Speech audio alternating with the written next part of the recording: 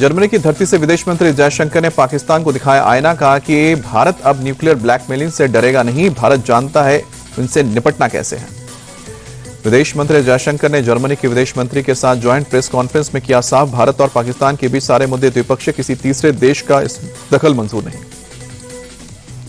Germany के विदेश मंत्री जोहान वाडेफुल ने आतंकवाद के खिलाफ भारत की लड़ाई और आत्मरक्षा के अधिकार का समर्थन किया, आतंकवाद को मानवता के लिए बताया कलंक। जर्मनी में नई सरकार बनने के बाद पहली बार बर्लिन पहुंचे विदेश मंत्री जयशंकर ने चांसलर फ्रेडरिक मर्स से की मुलाकात, द्विपक्षीय साझेदारी को बढ़ाने पर हुई चर्चा। संयुक्त राष्ट्र सुरक्षा परिषद ने भारत में पाकिस्तान को लताड़ा, यूएन में भारत के स्थायी प्रतिनिधि ने भारत को लेकर कहा कि भारत दशकों से पाकिस्तान स्पॉन्सर्ड आतंकवाद सह रहा है, लेकिन अब नहीं सहेगा। बीजेपी सांसद बैजयंत पांडा के नेतृत्व में भारतीय सांसदों का डेलीगेशन रवाना, सऊदी अरब, कुवैत, बहरीन और अल्जीरिया में रखेगा ऑपरेशन सिंदूर पर भारत का पक्ष।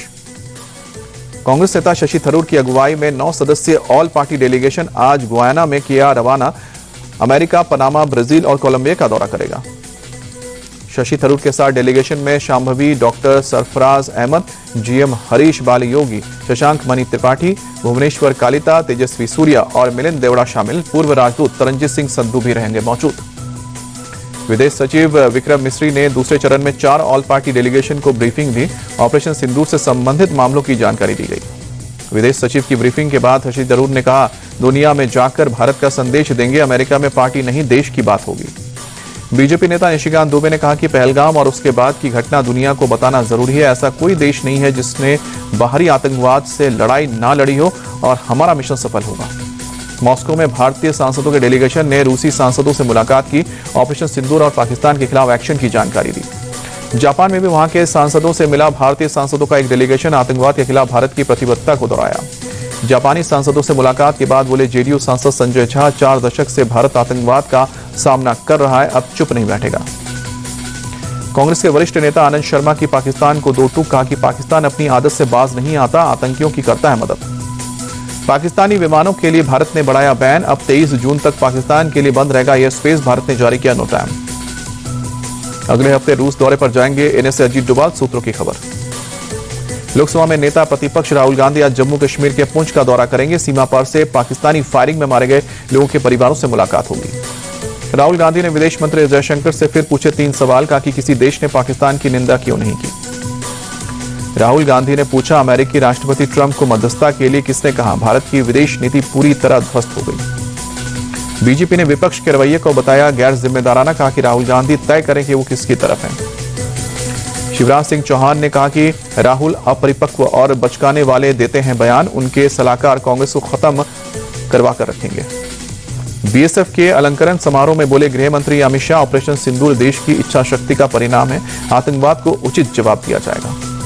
गृह मंत्री अमित शाह ने ऑपरेशन सिंदूर में बीएसएफ की भूमिका को सराहा, कहा कि जवानों ने बहुत शानदार काम किया। पाकिस्तान को लेकर सीएम योगी बोले, ये नया भारत है, किसी को छेड़ता नहीं, अगर कोई छेड़ता है तो फिर छोड़ता भी नहीं है। शहजाद तुफैल और हारून को रिमांड पर लेने की तैयारी में यूपी एटीएस, तीनों पर पाकिस्तान के लिए जासूसी का आरोप। एमपी के मंत्री विजय शाह ने तीसरी बार माफी मांगी, कहा कि सेना बहन कर्नल सोफिया कुरैशी और देशवासियों से अपने बयान के लिए हाथ जोड़कर माफी मांगता हूं। कोलकाता में बोले बीएसएफ के जवान पूर्णम कुमार शाह, आप लोगों की दुआ से पाकिस्तान से कब्जे से छूटकर वापस लौटा हूं। जम्मू कश्मीर दौरे पर टीएमसी नेताओं का डेलीगेशन, रजौरी में पाकिस्तानी फायरिंग से प्रभावित इलाकों का दौरा। उड़ीसा के तालचेर में सशस्त्र बलों के सम्मान में तिरंगा यात्रा, केंद्रीय मंत्री धर्मेंद्र प्रधान ने हिस्सा लिया। पीएम मोदी आज नीति आयोग गवर्निंग काउंसिल की 10वीं बैठक की अध्यक्षता करेंगे, देश भर के सीएम और उपराज्यपाल होंगे शामिल। नीति आयोग गवर्निंग काउंसिल की बैठक में 2047 तक विकसित भारत के रोडमैप पर होगा विचार विमर्श, दिल्ली के भारत मंडपम में आयोजित होगी बैठक। नीति आयोग की बैठक में आज झारखंड के सीएम हेमंत सोरेन भी होंगे शामिल, मीडिया से बातचीत में खुद दी जानकारी। नीति आयोग की बैठक में शामिल होने से पहले पंजाब के सीएम भगवंत मान का बयान, कहा कि जल विवाद समेत राज्य से महत्वपूर्ण मुद्दे उठाऊंगा। पीएम मोदी का 29 मई से 2 दिवसीय बिहार दौरा, बीजेपी दफ्तर में पार्टी के सांसदों और विधायकों सहित पदाधिकारियों के साथ बूथ सशक्तिकरण पर चर्चा होगी। जल स्वराज पार्टी के संस्थापक प्रशांत किशोर का बयान, बोले जनता बदलाव चाहती है, हर आदमी बिहार में बदलाव और सुधार चाहता है। कोविड-19 की एक और लहर ने दी है भारत में दस्तक। अब तक पूरे देश में कोविड के 312 सक्रिय मामले। दिल्ली में सामने आए कोविड के 23 से सक्रिय केस। दिल्ली सरकार ने लोगों से कोविड के नियमों के पालन की एडवाइजरी जारी की है। कर्नाटक में कोविड-19 के 35 एक्टिव केस। बेंगलुरु में 32 केस मिले, किसी की मौत की खबर नहीं। गुजरात के मेहसाना में मकान के काम के दौरान हादसा। अचानक बगल की दीवार गिरने से 3 मजदूरों की मौत, 3 घायल।